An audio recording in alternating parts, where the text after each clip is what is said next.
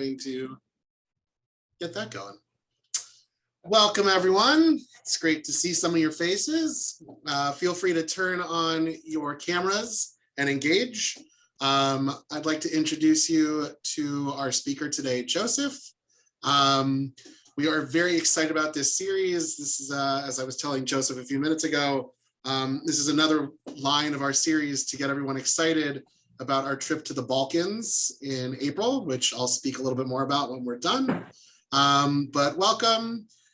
Joseph is going to tell us a little bit about Greek Jewry, and then we'll end with a Q&A.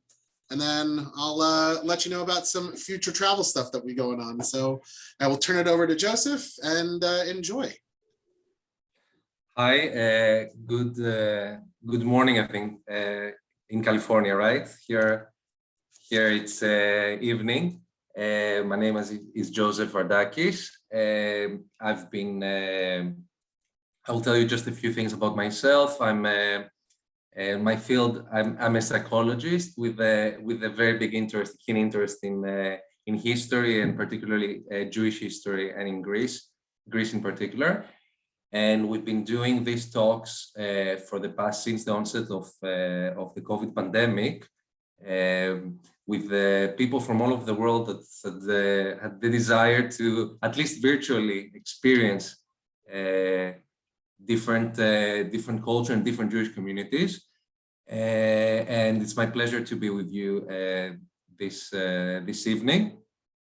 So we're going to start, and I will endeavor here to cover as much as possible of the history of Greek Jewry, which is really a prolific history, and it will be very hard to do it in an hour. But I want to give you an idea of the background of the history, some of the costumes, and from ancient times till our present day.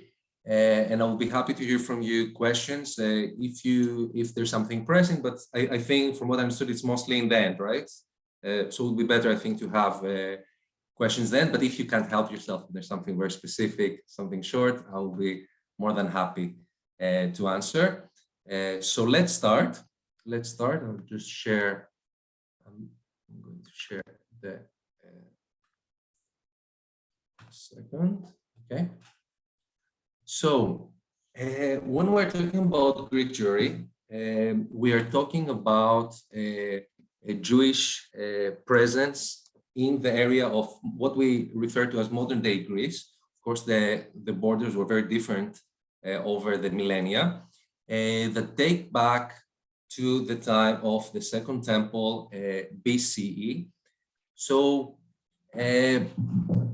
just to give you an idea of the geography here, Greece is situated in the southeast Mediterranean, very much so at the crossroads, if you can see, of Europe, a gateway to Asia in Asia Minor and Africa. So it was at the crossroads of trade routes from time immemorial.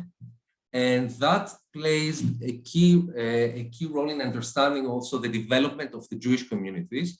And it makes sense in its proximity to Israel that the first communities that we have in the Western Hemisphere, outside Israel, then that we have archaeological finds of, are in the area of modern day Greece. Okay, as you can see, Greece in the peninsula of the southeast Europe, with thousands of islands. And we're going to see that the Jews start arriving here, as I mentioned, in the time of the Second Temple. So a little bit about the history of antiquity. Our first mention that we have is of Moschon Moschionos. It's a mention that we have found in an archaeological dig in Athens, of a name of a Jew, that he was probably an ex-slave from the Hellenistic times, let's say more or less the time of Hanukkah during the Hellenistic period, dating back from 300 BCE. Now, in the same find, we have found remnants of a synagogue. This is in the center of Athens, of a synagogue, dating back to 200 BCE. Okay, more than 2,200 years ago, in the agora with markings of a menorah and a lulav. And this was very typical actually at the period, right? We don't have the Magen David, the Star of David was not the symbol that you saw. It wasn't a symbol associated with the Jewish people, but rather it was the menorah. And we have that throughout the area in many finds. So we have found synagogues, archaeological finds of number of synagogues dating back from the 2nd century. Most of the Jews that arrive are coming from Israel from the Hellenistic times till the Roman era. A lot of them came originally as slaves, particularly during the Roman era, for various constructions. And over the centuries, in this area, in the area of Greece, Jews start arriving and creating actually flourishing communities. Another stark example for whoever will visit here and is interested in archaeology, we have an amazing example of the oldest synagogue archaeological find outside Israel in our present day, in this tiny island called Delos. It's an island near the very popular tourist destination of Mykonos, if anyone has heard. And to your right, you see here a remnant. It's called the seat of Moses that has been found in this synagogue with a nearby mikveh.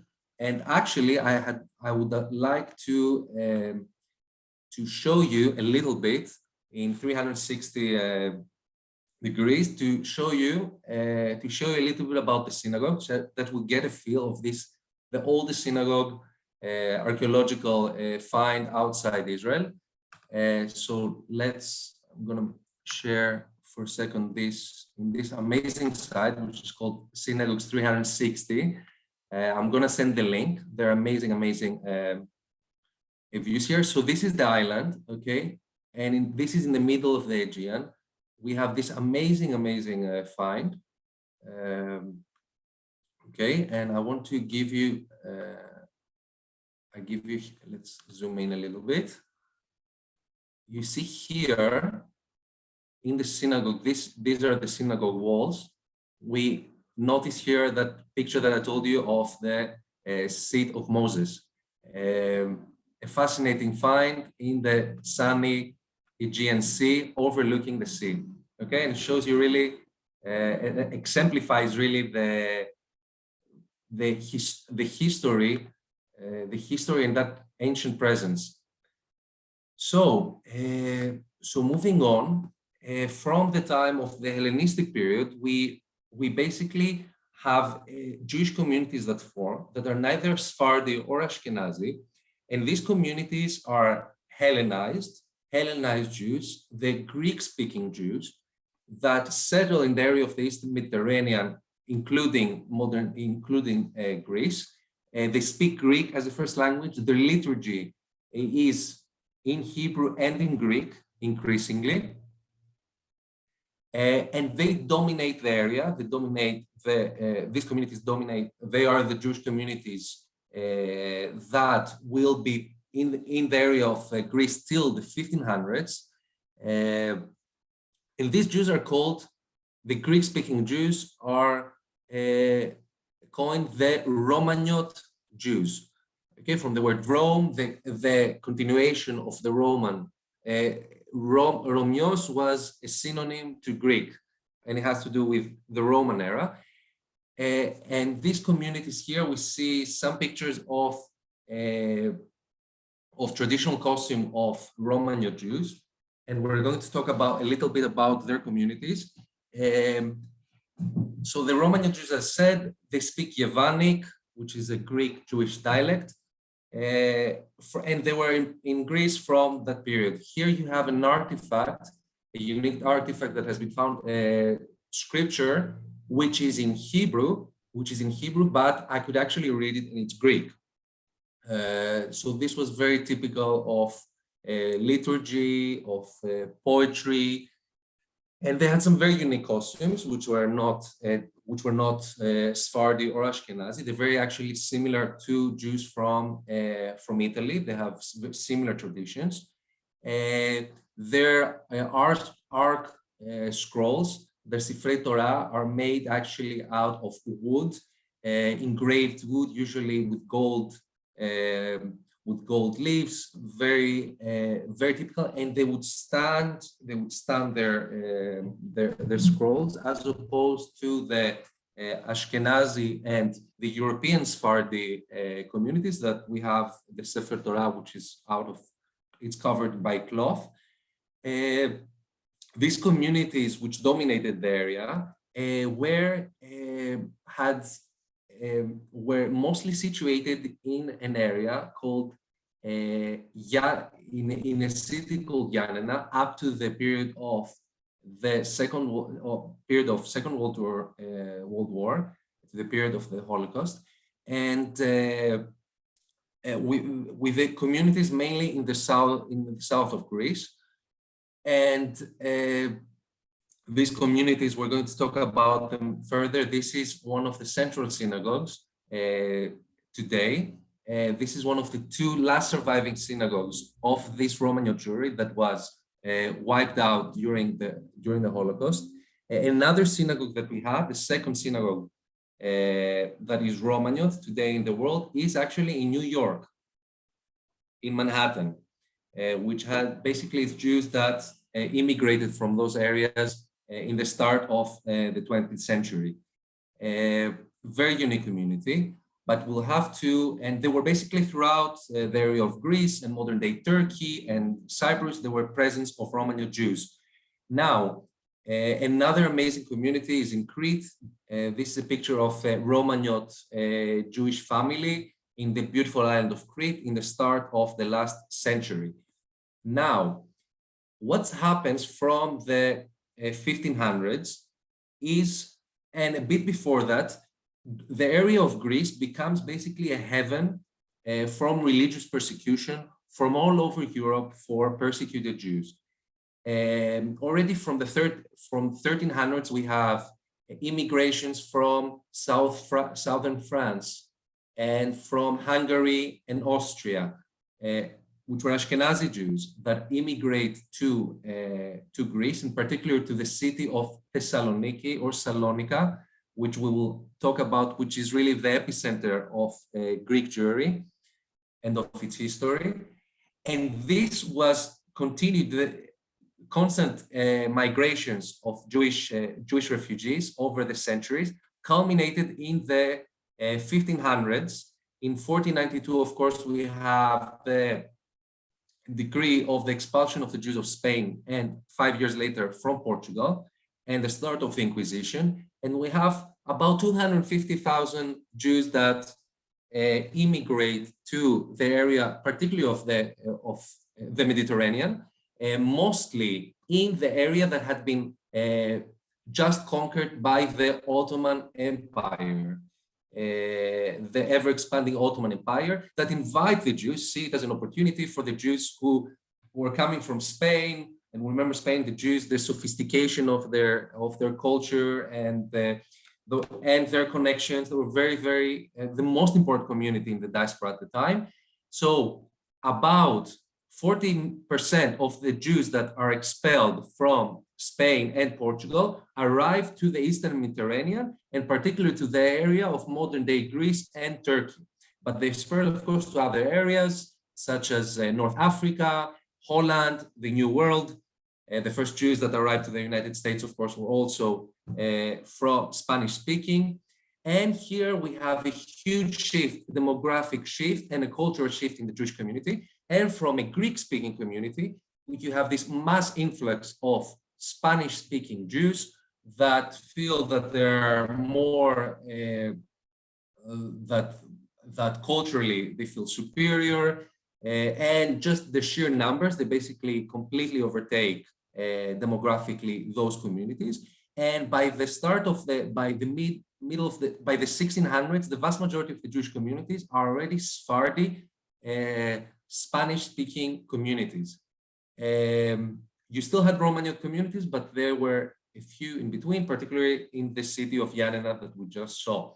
Now, Thessaloniki is at the epicenter, and we're going to talk about it a lot because it's unique in many, many ways. But remember what I told you, this is the heaven of the Jewish heaven in Europe, the area of Greece during that period. And it's indicative, it's indicative by the names of the synagogues. This is a list of the synagogues, of the major synagogues in the city of Thessaloniki. If you notice, they are all named after different areas and different cities in Spain, whether it was Spain, Provencia in South France, Italia Yashan, from Italy, from Calabria, which is south of France, Puglia, many different areas, even Mogabris, we have Jewish communities from the area of Morocco, Jews that were expelled from many different areas, and of course from Ashkenazi. Ashkenaz was one of the first synagogues, and the Jews basically were the communities were centered around the synagogue. So it's basically this geographic screening of communities from all over Europe that are present in this city. So I think this is very indicative. And this, by the way, continued. These communities and synagogues were continuously present till 80 years ago, till the onset of the Shoah. Now, Thessaloniki, Madre de Israel, has been termed by historians the Sephardi Republic. It was a city that, just to give you an idea, received about 20,000 Jews over the period of 10 years in the 1500s. By the mid-1500s, by 1540, we have up to 70% of the city is Jewish. This is after the Ottomans have conquered. We're talking about ultimately a major city in the Mediterranean that is overwhelmed by the Jewish refugees. And it really becomes this, to term the Sephardi Republic, and really it was the most important Sephardi community in the world till World War II, and one of the most significant Jewish communities in Europe, and unique in the fact that it was such an important metropolitan and urban area with such a huge percentage of the Jewish population. Because we have in Eastern Europe example of cities that the Jews were big percentage, but not big cities to this extent. So here we see up to I'm going to go back in history a little bit, but I want you to understand that over the next centuries, from the time of the expulsion from Spain till the 1800s, Thessaloniki becomes a center of Jewish learning. It was known for its learning. The first printing house in the East Mediterranean, East after Italy, and toward east in Thessaloniki. The Jews basically were in control of the port, finance, and up to this last century, completely dominating the city. The lingua franca was Ladino, Judeo-Espanol, which was something that was spoken by the locals, also by the Greeks and all the other communities of the Ottomans. This was the language of commerce, and it was a great center of learning.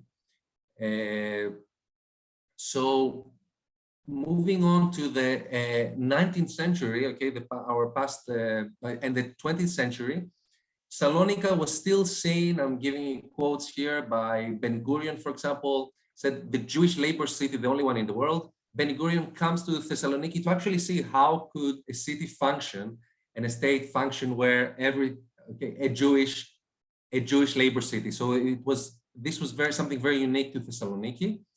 And it was, the factories were Jewish. I'm not going to go too much in detail, just to give you an idea, such as the huge the very important Alatini factory when industrialization also came to Greece and to the area already from the Ottoman times. For example, you see here images from a fire brigade, a Jewish fire brigade, the start of the last century. You had more than the Jewish press in Thessaloniki was famous. Particularly, there were over 30 weekly papers newspapers, in Jewish papers and editorials. And there was Jewish theaters, the cinemas were, if you actually see, there are amazing archives actually. I saw an archive, a cinema from the 1920s with the main language being Judeo-Espanol, Ladino in Hebrew characters. And it was indicative, for example, here we have a dictionary from even the 1930s with the major languages of the time in the city. French, which was the language of, education, of schools, Hebrew, Greek, and Judeo-Espanol. It was really the first multicultural major city that we have an example of. And in Thessaloniki, we're going to go back to it, but we're now going to see a little bit about the Jewish life, And here, the emphasis that I've put is also on presenting to you very rare photographs from different archives. So it's a very visual presentation that we have, some very rare images. Okay, the communities, of course, mostly followed the Spanish rite. Something very unique, actually, to Greek Jews was the talet that was made out was silk. That's something perhaps that is unique. I think the Italians might also have it. Here you have an image actually of the synagogue from the island of Corfu. And I'm going to actually give you also a little bit a tour of two synagogues from two very different places. One is from the island of Rhodes, built in the 1500s, in 1577, in the 1600s, and it's one of the oldest Sephardi synagogues, Kal Shalom. The Sephardi would name the synagogues Kahal, okay, community, as opposed to Shul in the Ashkenazi community. So perhaps there was a difference in how they perceived the synagogue as a center. So it was more a place of gathering as opposed to the Ashkenazi Shul, which is from the word school, right? Which has to do with learning more. So we're going to see the synagogue, a Sephardi synagogue from the island of Rhodes, which is still functioning. And we're also going to see a synagogue from the west of Greece, from the beautiful island of Corfu, which is a Romaniote synagogue with the architectural influences from Italy, because the west of Greece was under Italian rule for centuries. So that's something that you should keep in mind about Greek Jewry. It's very, very hard to generalize, even though there were so many there were many traditions, liturgical traditions, architectural styles in the synagogues, depending on the area, depending on their background, depending on who was the ruler at the time. So this is something to keep in mind. This is something that makes this Jewry very unique, the diversity in these communities. So let's do the same. I really love the site actually of okay, because it's a great way to see. So here we have Kal Shalom, okay, typical name of the Sephardi synagogue in Greece. Okay, so in Rhodes, by the way, up to till World War II, there was one of the most important communities in Greece. Notice the Echal and the Teva. You have two Echal, okay, unique. Okay, let me actually try to second. Okay, so beautiful inscriptions on the wall. This is the 500-year-old synagogue, continuously running, built by Jews expelled from Spain. Something unique about the synagogue is the tiles that are used that are very unique to that area. So whoever visits Rhodes, this synagogue is a must. So Sephardi synagogue. Okay. And the two echals are very, very unique, actually. And now the second synagogue we're going to see is a Romaniote synagogue from the island of, one second, from the island of Corfu. Okay.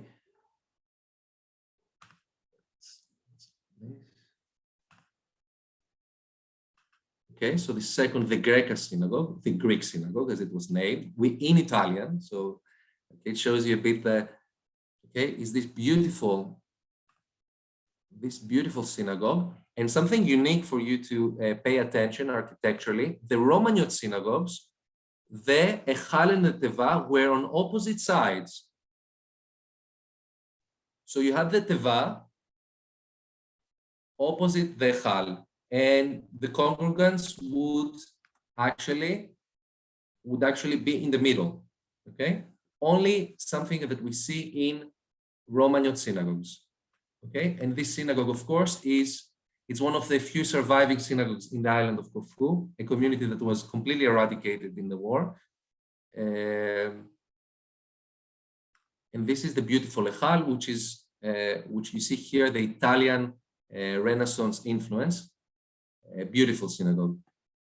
So this was to give you a bit of an idea of different communities in islands in the Mediterranean.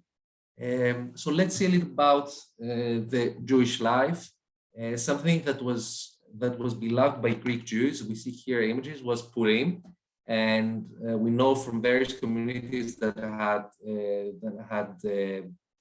a theatrical, almost actually in all the communities that I know, there were theatrical shows in Purim of the story of Esther. There were actually in many of the communities where the non-Jews were invited to see the plays.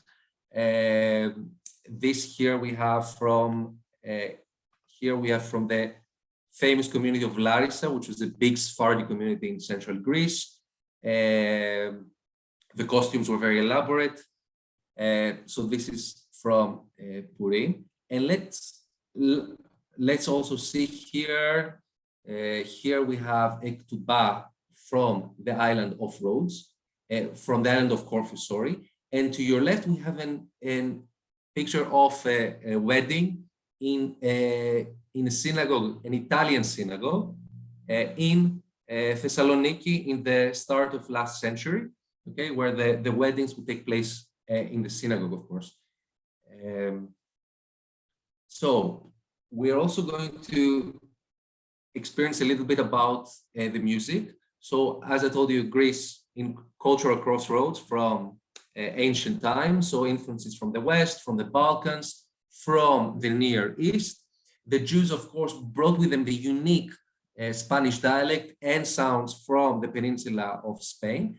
And we are going to hear, so here to your right, you have a known group of the start of the last century when Thessaloniki was under the Ottoman rule. And to your left, you have a more modern era singer by the name of Ashkenazi, Rosa Ashkenazi, who was known for the movement of what we call the Greek blues, the Greek underground music of the 1930s. And she was actually saved in the war by musicians she was an icon in Greece during the 1930s in the underground music, which is called Rebetika. But we're going to hear actually a piece of a romanza. A romanza is a popular form of songs and of music from the word romanza, okay, romance music. So Sephardi Jews from around the Mediterranean loved romantic songs. A romantic song that was usually mythical figures. There was a king, there was a beautiful woman. This was something very, and she falls in love with the poor, with the poor boy, and etc. So this medieval style themes, but the romances are very unique to the Sephardi communities in the area. And they're unique because, for example, in Ashkenazi communities, you did not have singing and folklore that was outside the liturgical sphere. So here they're actually singing about love and about tragedy, which is actually unique. And we have this till this past century. And let's start play, and we're going to read together and see the lyrics.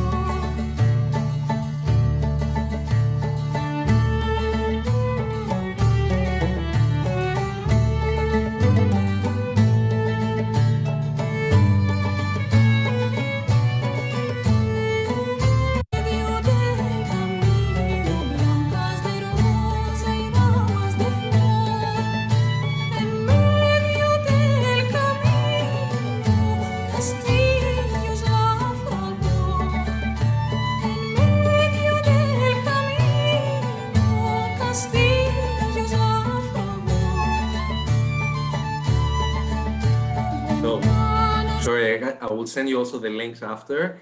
So this is just give you an idea of this music that travels from the Iberian Peninsula to the area of the Eastern Mediterranean. That was very typical, and this is a very famous song, so the Three Sisters. And this is a short part of the song. So that was a little bit about the music, of course, with influences from the area.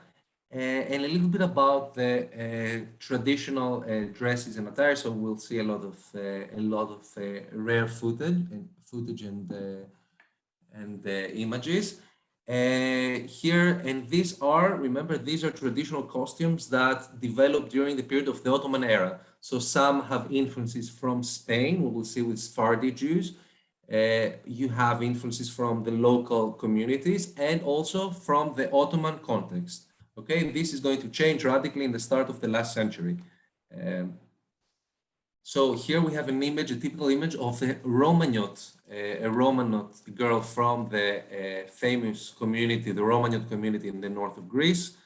And here, and what we're going to see, which is particularly striking, are the traditional costumes of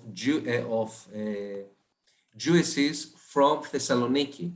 It's one of the few places that we have dress that is actually, we can trace it back to the medieval times in Spain, how the aristocracy would dress.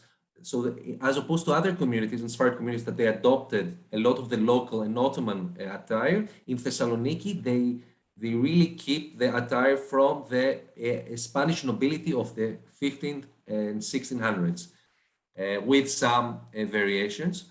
So these are images of elderly women in Thessaloniki in about 120 years ago. Okay, very, very unique to Thessaloniki only. Whereas the men were in the Ottoman era mostly would wear a fez, and they had this characteristic long coat with fair lining. during the Ottoman times. Some images. This is of a famous family. There's actually a fascinating book. I have the link to this. There was in the Washington Times. There was an article in the Washington Post regarding this family, and a review of the book that traces the family over 4 generations till they ended up in the United States. Fascinating story for the Jewish diaspora. So moving on to the 20th century, the modernization that is sweeping through Europe, nationalism, also affect the Jewish communities and modernity.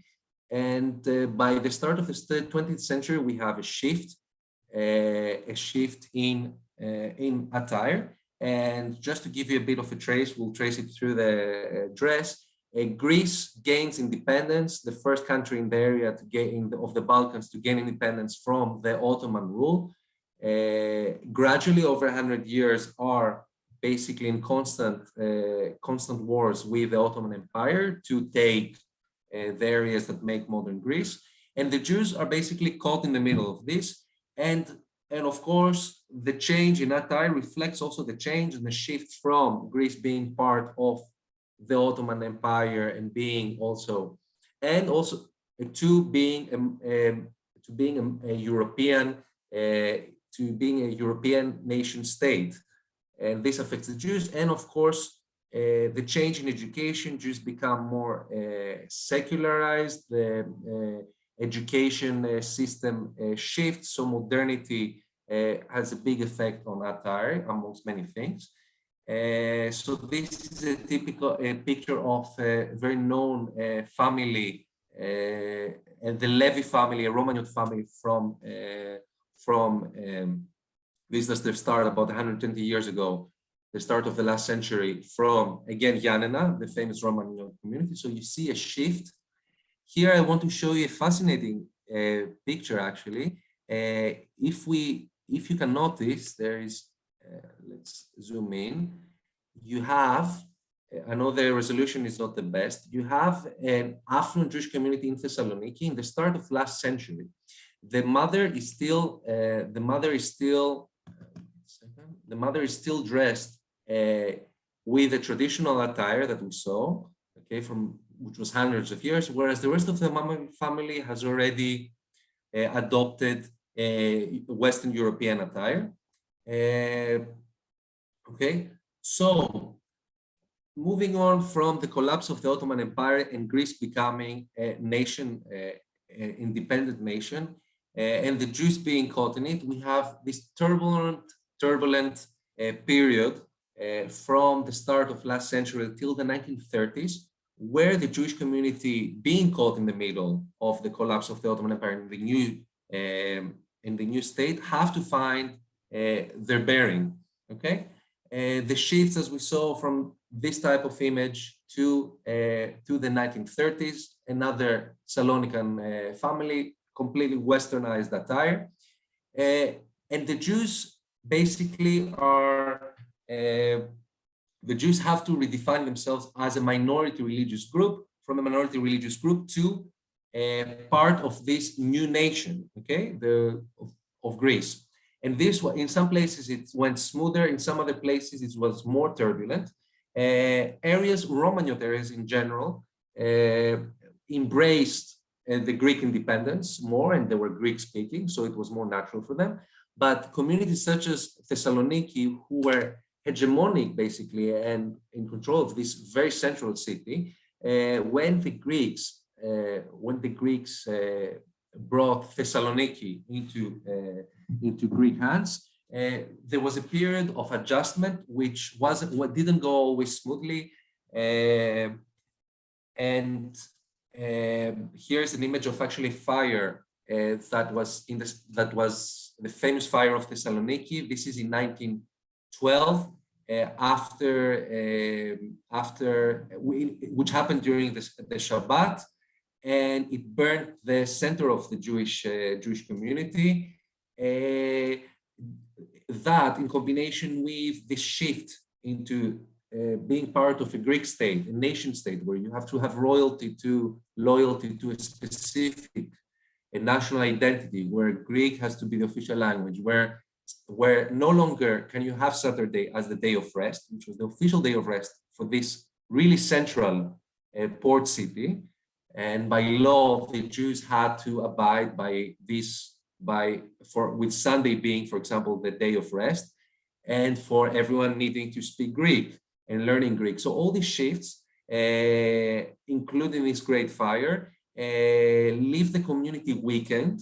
But by the 1930s, the community and actually a lot, not a negligible amount of Jews emigrate to France, to the United States during the 1920s and 30s. However, by the mid-1930s, even in Thessaloniki, the Jews are relatively well integrated, well represented in the Greek parliament.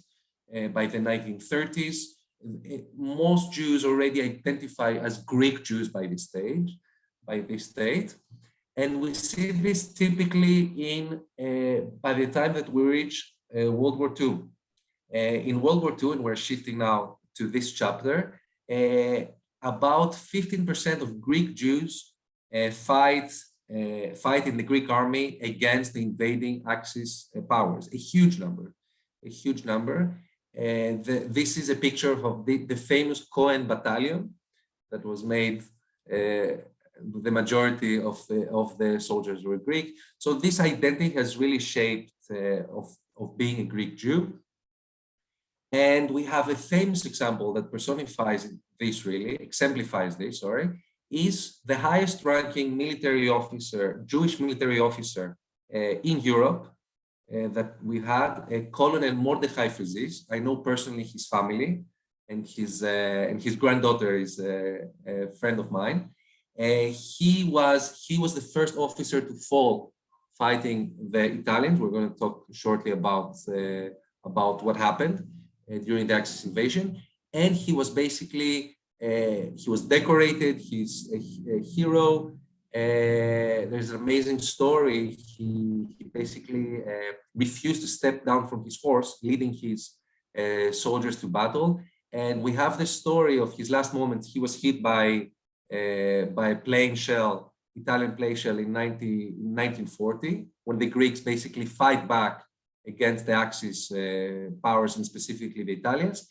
And we have the story of a Greek priest, because there was no rabbi, that actually on his last minutes does the Shema with this famous highest-ranking Jewish officer, Mordechai Fezis. A fascinating story of this image. So, and this is a statue actually of him in his birth town, which was a Romaniote community in the south of Greece. Now, moving on to World War II and to the more unfortunate present day reality, Greece is invaded initially by the Italians. The Greeks actually push back, where we have the first Allied victories. They pushed back the Italian invasion. They were completely outnumbered. They didn't have any air superiority.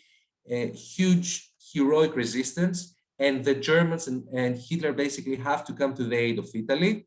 And by 1941, by the end, after half a year, Greece has been overtaken. It has been separated into three parts by three Axis powers: Italy, which controlled most of Greece, the German forces that control the north of Greece, where the majority, where Thessaloniki and some of the biggest Jewish communities are. And you have also Bulgarian rule, which was also in the Axis, which controlled Bulgaria is at the north of Greece, which wanted access to the Mediterranean, and they split it amongst themselves. Now, the story of the Jews in World War II is very much related to in what occupation area they were. Generally, in the Italian ruled occupied areas, the Jews fare better. The Italians are very hesitant to apply anti-Semitic laws against the Jews, to the frustration actually of the Germans. and the area where the Germans are, we start having measures against the Jews. And the measures start in the summer of 1942, a year after Germans have entered the important city of Thessaloniki. We start having sudden blitz measures, such as wearing the Star of David. And at the start of really the end, we have in July 11th, 1942, on a Shabbat morning, on a hot Shabbat morning, in what it was infamously named after the Black Sabbath, the Germans gathered 10,000 Jews, males from the age of 18, to one of the central squares, which was lined by cafeterias. It was where the middle class would frequent, and the square is called the Freedom Square, ironically. And they subjected Jews there for most of the day to humiliating exercises, torture throughout the whole day. And this is basically initiates the era of the persecution of the Jews of Thessaloniki. The wearing of the Star of David. The Jews are moved into 3 ghettos. Property is confiscated. We're talking about this historic community completely dominating in everything. So you can imagine over a period of a few weeks, everything changing radically. The first ghettos, we didn't have ghettos in the area in Greece over the centuries. So this was something very, very shocking and very really took people by surprise. Something also to keep in mind is that what is happening in Thessaloniki, it's not by chance. The Germans had already, we actually read accounts that by even 6-7 years earlier, before the invasion of Europe by the Germans, we know that there were German experts and bureaucrats that had arrived to Thessaloniki with the interest of investigating everything they could know about the Jewish community, about their property, about the artifacts, about the synagogues, the factories, everything. Okay, so this has been pre-planned, and this is 6 years later, it's starting to unfold. So Thessaloniki really is at the epicenter. By a year later, after the infamous Black Sabbath, we have the first transports to Auschwitz. I want you to know, I'm sure a lot of you have heard a lot of stories about the war, but something that was uniquely tragic about the persecution of the Jews of Greece was that because of the distance to the camps, most Jews from Greece that were huddled into the terrible train wagons, animal train wagons, were closed for more than roughly 7 to 8 days. Okay, with hardly any water, with no food. Hundreds die on the way. For many, they came exhausted. So imagine, in Poland or in Germany, the distances were much closer. Here we have, especially from the islands, that the Germans start gathering the Jews and coming from island to island. We have accounts of of one Jew being taken from a tiny island. The distance that they had to travel, in many cases, they had to go through with boats to the mainland, and they would keep them. So you have Jews for 2 weeks on the way to the camps many times. This is from a famous album in Yanina, the Romaniote synagogue, the Romaniote community, it's a very iconic image. Most of the gatherings of the Jews would take place in the Sabbath, such as here in the city of Yanina.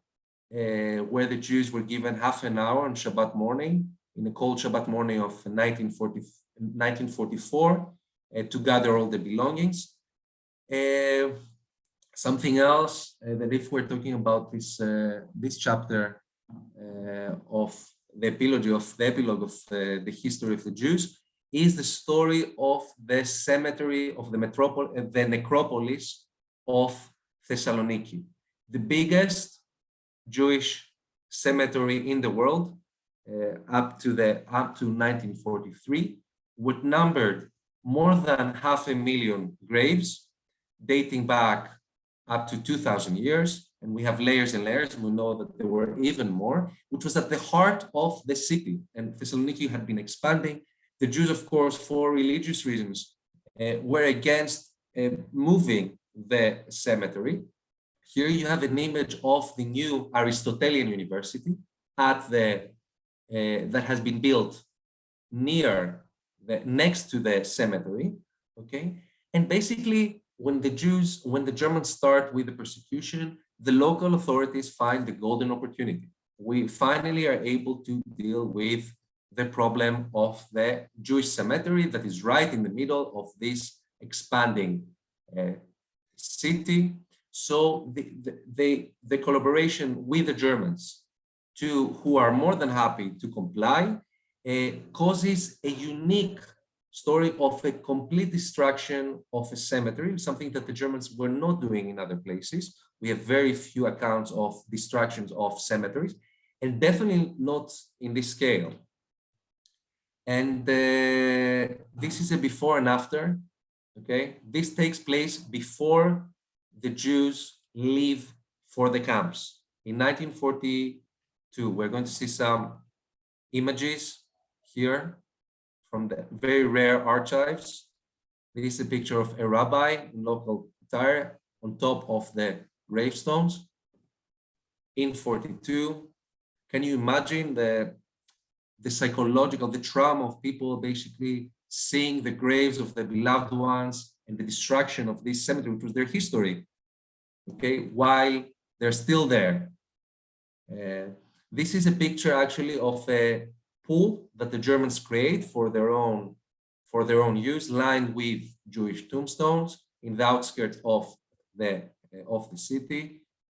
Okay, this is from inside the building of the pool. And this is British soldiers that are seeing this is typical, the amount of gravestones that we have. It was so large that for decades after the end of the war, we have Thessaloniki basically being a mine of marble that was used throughout the city. So this is typical, an image of a private house that the entrance has been paved with gravestones. And from my own experience, my first trip to Thessaloniki, of course, as with my interest for the history of the community, I visited one of the main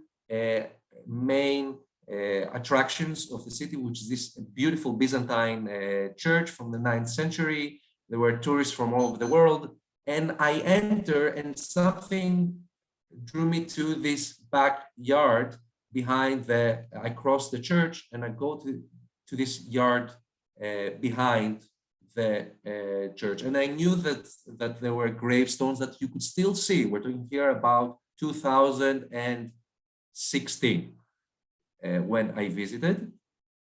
And this is what I found behind.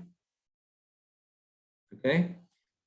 This is giving you an indication of the sheer amount of gravestones, and something that you could not escape in the city. Dark chapter in the history of the Jews in the city. At the same time, we'll have to talk also about the righteous, the heroes that basically stood against the evil of the Nazis. And here we have some very important figures who are righteous amongst the nation today, such as Damaskinos, who was the Archbishop of Greece. A lot of the church leaders in Greece led the led the the efforts to save Jews during the war. This is the head of the Greek police by the name of Favored, also another righteous among nations, and they were responsible for giving false papers to thousands of Jews, particularly in Athens. Thessalonica, the story is very different, unfortunately, as you saw. The authorities there were or uninterested in helping the vast majority, except one of the church leaders, or willing to see their the main competitors to the city, to this important city, becoming becoming more Hellenized and more homogenized. But you have some other marked examples. Are these two figures, the mayor and the bishop of an island of Zakynthos? I don't know if any of you heard of it. It's the only place we know in Europe that every single Jew was saved. In this island, the Germans come and the request from the local authorities to give them a list of their Jewish compatriots.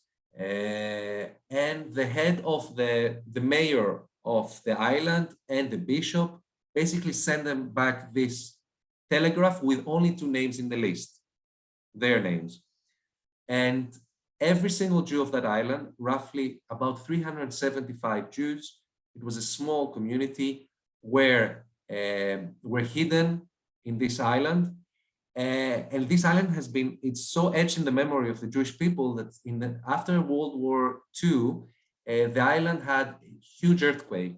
And the first, in 1949, and the first ship that comes to help outside Greece, this was a huge earthquake that destroyed the island, devastated the island, was a ship of the newfound Israeli Navy that arrived in this island with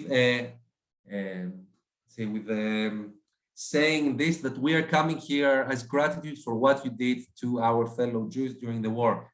Very, very iconic images. And of course, the fate of the Jews also had to do with their Jewish leaders. So some of the Jewish leaders, most strikingly, the rabbi of a city from central Greece, collaborates with the Greek church and with the partisans that were extremely strong in Greece.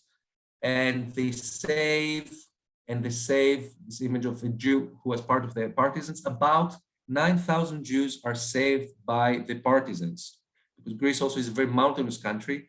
So the communities where they realized early on, and they were seeing what was happening in Thessaloniki, especially in the south of Greece, they had more ample time to hide. But this really depended on specific leaders and people really living up to taking charge during these times.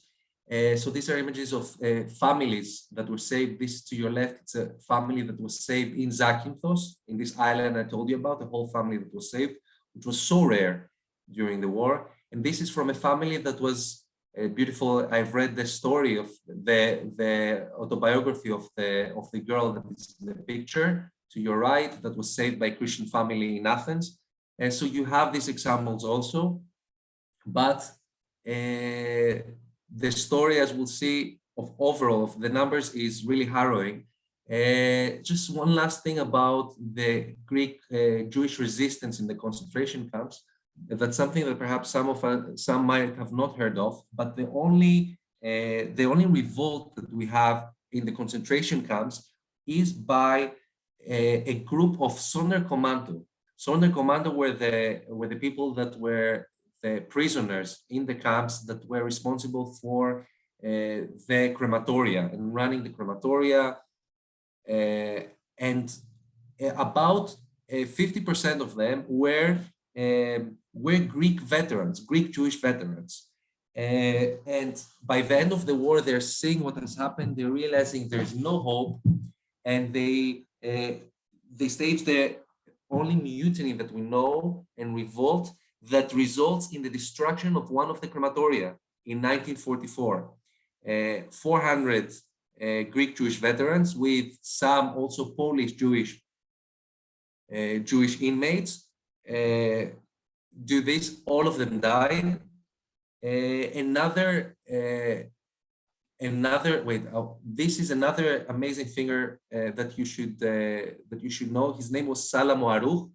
He was a midweight boxing champion in Greece and in the South Europe in 1938, who basically fought his way out of. He was the Germans, basically the Nazis in the camp in Auschwitz, had him for boxing matches where he said that he was unbeaten over the period. There's an amazing movie by William Dafoe that called Triumph of Spirit, which is a biographical film about his story. An amazing, actually, Hollywood movie about this figure. And we also have another unique figure in the concentration camps, is the Jew Alberto Herrera, another veteran. He was an officer in the war against the Italians, who basically provided us and sneaked out. He was also a Sonderkommando. He died in the revolt, and he provided us with the only images, what we call the Auschwitz album. It's 4 images of actually the only images that we have of the burning and the crematoria. And this is another image that he took of the Jews before that were undressing before going to the gas chambers. And this is in his merit that he actually sneaked this out to the Allies. So I know it's a very sad, such a tragic chapter to talk about, and the numbers really speak for themselves. The Greek Jewish community in 1941 was roughly 80,000 Jews. In 1945, we have 9,000 Jews that returned, one of the highest percentages of losses. That are many factors for it, particularly due to the ultimate complete destruction of the Thessalonican Jewry. Thessaloniki, we have 56,000 Jews in 1941, down from about 80,000 in the start of the century because of, as we said, the community had been weakened and due to emigration, etc. And in 1945, we have only 1,950 returning to Thessaloniki, which is a 96% loss. This has to do with numerous factors. If as someone has questioned, it has to do also with the leadership. The Jews there did not run. It was hard for the Jews also to blend in with the local population. The Jews had a heavy accent, for example, because they spoke Ladino as a first language, as opposed to Jews in the southern of Greece. Also, they were the first ones to experience the German, the Nazi atrocities and persecutions. So they were still hoping that things could be fine, and they also felt very, sure in their status. We're such an important community. What is going to happen to us? So these are the numbers. This is a famous image from an album of survivors from the camps from Thessaloniki, which was in the 1990s. An image that was taken summarizes everything. Now, the rebuilding really was of the communities after the war was harrowing. It was very extreme. The few that returned saw communities eradicated. You had communities in the north of Greece where a community of 960 in an island in a specific city, 6 returned. So imagine, these are the numbers, especially in the north of Greece. It took hard. Most of the communities were destroyed.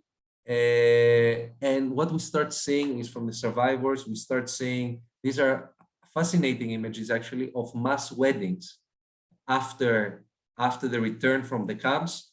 You see here the flag of Israel. The Zionist movement also was very present in Greece. And a lot of those Jews, these are images of couples. You can see numbered also the couples, straight after, a year after the return from the camps, that are marrying and going to immigrating to Israel.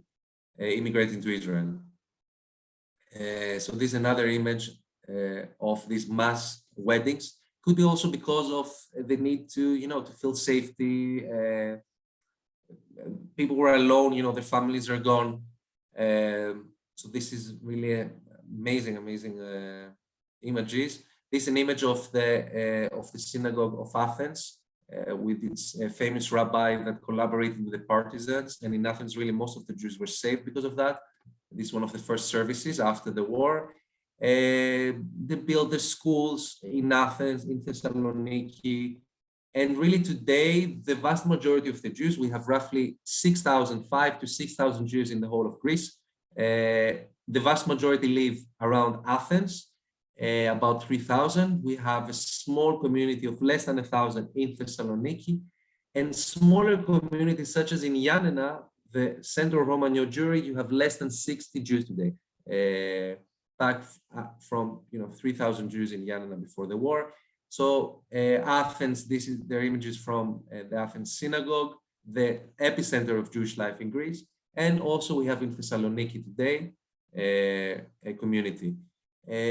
Just one last thing from a trip of mine. I know we are a bit over time. I visited this tiny city in the north of Greece 2 months ago. I was on this trip to the north. I was going skiing, and I decided to visit it's a historic Jewish community, numbering about 700 Jews before the war.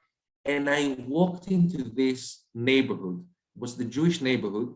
It feels a bit like a shtetl, and it felt like the Jews had left yesterday. There was this eerie silence, this old neighborhood with a synagogue that has been renovated. You see here to your right. To the left, you have the house of the shochet. And I was walking around, and you see actually these fascinating images of old manors with engravings in Hebrew that have been renovated actually by the local authorities, by the municipality, that showing of these thriving communities. This was one example, and this you have throughout Greece, and I hope you will see some of these communities that there are no Jews in these towns. You can see here dates in Hebrew. It's called Zecher LaChorban here, and date of the construction of these manors in Hebrew.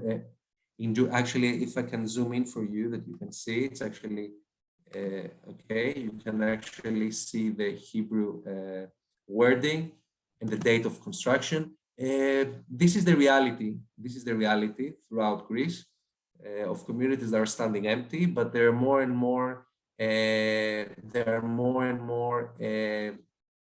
incentives by the Greek communities and cities and the Jewish communities around the world to showcase these communities. The community in various, for example, is from the time of Paul, about 2,000 years, that ended like that 80 years ago. So a little bit about the present day challenges. This is a bit more relevant, it's still relevant. We had a neo-Nazi party that rose to prominence during the crisis of 2010. Basically, vehemently anti-Semitic. So there is that reality. Most of them now, they are in prison, they're leaders. It's a long story actually, but they're out of the parliament now, thanks God. But there is the reality of this is their leader he was in the parliament, that now is imprisoned. Here you have, as you can see, a graffiti outside the cemetery. So there is that reality of anti-Semitism creeping its ugly face, and it is a battle. I do believe that things are improving.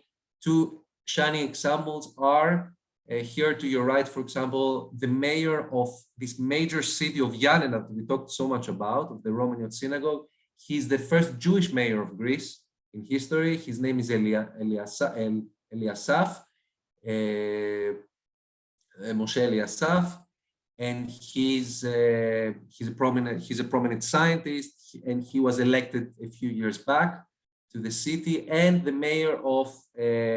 Greek mayor of the city of Thessaloniki, that as a protest to the presence of these far-right neo-Nazi groups in the city council. He's seen wearing the Star of David. He was very vocal about the need to revisit the silent, to revisit what took place in that city, that Jewish city, basically, of Thessaloniki, and to remember and to do reckoning about what happened there, and to take responsibility also.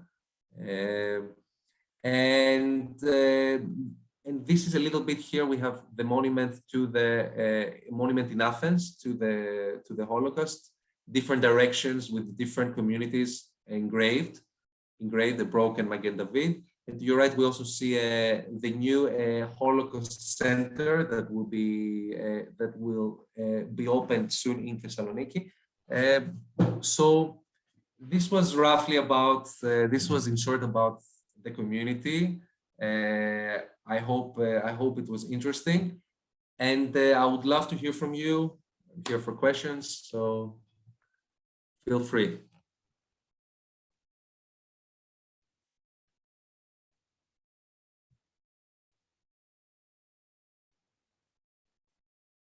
What was the name of that movie you mentioned? Sound of what? It's called The Or Strength of Spirit. It's called The Strength of Spirit. And when did it come out? Do you know? In the late 1980s. It's William you. Dafoe. Yeah.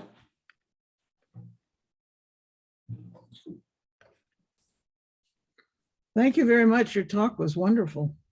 Thank you. I'm happy to hear. Thank you, everyone, for your kind words. Do we have questions? Yes, we have written materials that we'll be able to send. Later, of course. Great. Any other questions? Great. Joseph, thank you so much for sharing your knowledge with all of us. It was fantastic, and I learned a lot. It was got me really excited for the Balkans trip. So I hope I hope everyone will join us on that. Just a couple of announcements and things that are coming up. On July 8th, we have our TBA Travel Shabbat. We will be hosting several people from our community who have been on our past TBA trips who will be speaking, including Rabbi Kligfeld. We're going to have a delicious Southern style dinner that night. So those of you who are on our trip to the South, get inspired. And we'll have a lot more information on the trip to the Balkans out well that day. On July 11th, we have our next travel group at 7 p.m. We're doing Jews of Iran. And then on August 15th at 11 a.m., we have Jewish Africa, a photographic journey, which would be pretty fantastic as well. And again, please keep checking that Google sheet for updated information on the trip to the Balkans. And thank you all for joining us today. Have a great day, everyone. Thank you again, Joseph. Very much. Thank you again. It was a pleasure. Thank you. Thank you. Thank you, Joseph. All the best.